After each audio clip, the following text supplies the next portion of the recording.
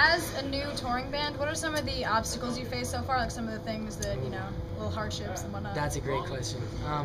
Definitely, we're really like self-sufficient to the point of like packing. You know, because that's tough. Like, people have a tough time, like, packing what they need and, like, you know, having to go without. But we don't really have to go without. We pack well, which is always a big deal. Eating is hard. You know, we only get a certain amount of money a day, like, very little to eat on. And I mean, probably 1 square meal a day, depending on where we are, where we go, who offers their home to us and stuff. We actually just hit one of the wheels of our trailer yesterday. It was stupid. It was so dumb. And we had to get it repaired. So, I mean, you're always, you know, you have to be so careful with your equipment and because, I mean, that can turn out to be a big bummer. Yeah. So now we have to pack everything in our van, and we're also tight. But that's just what comes to it. I know a lot of bands have problems with like their vans breaking down and stuff like that. I mean, aside from things that you can't really prevent like that, what's something that you would want to tell other bands to look out for? That's a really good question. You know, just from the days, like, we've learned a lot from Genesis of Color in this condition. They've toured quite a bit before, and they're like, they cook every night. Like, they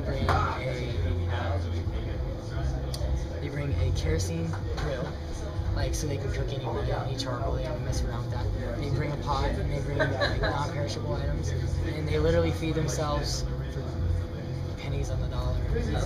It's really, really awesome, and they do it really sufficiently. And I would definitely say, because you can spend so much money on just like snacks and gas stations. It's so easy because you have to get gas all the time. Yeah. If you just walk in there and spend like $4 or $5 on a cup of coffee and a candy bar, it's like, that's not going to do you any good. So these guys, like, they know what's up. They really strive off of just like being thrifty.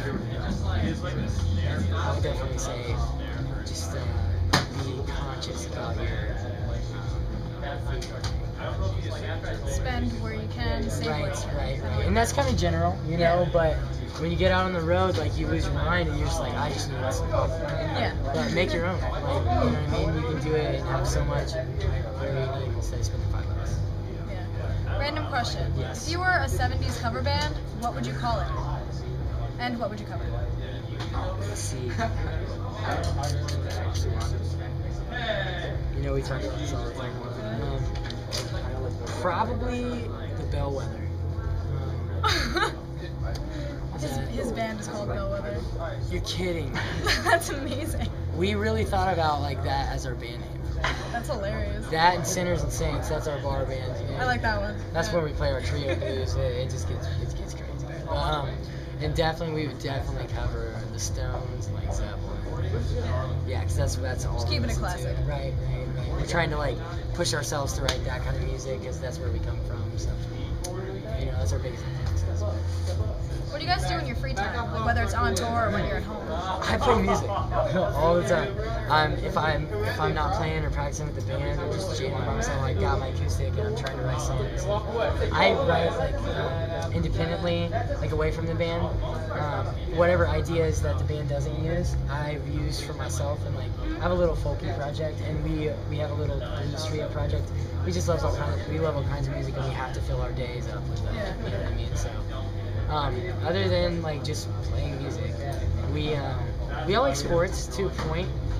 We enjoy multiple sports. I love basketball, and I actually played golf in high school, and I got a scholarship to play in college. So I still play that from time to time. So that's what we do. That and eat. We love to eat, cook, eat, and we all have a house together now. So it's really convenient just to get together and like, hang out, watch movies, and eat. So we like to just chill. Sounds like a little family. It is a family. It's very interesting. Now you're just bringing all the fans in progressively with every show. Right. We're trying. So is there anything else you want to say to the fans? Well, definitely without you guys, we would be nothing. That's an easy one. Just stay true to yourselves and your love and passion for your art, and if it's music, it's amazing. Your support means everything to us, especially if it's genuine.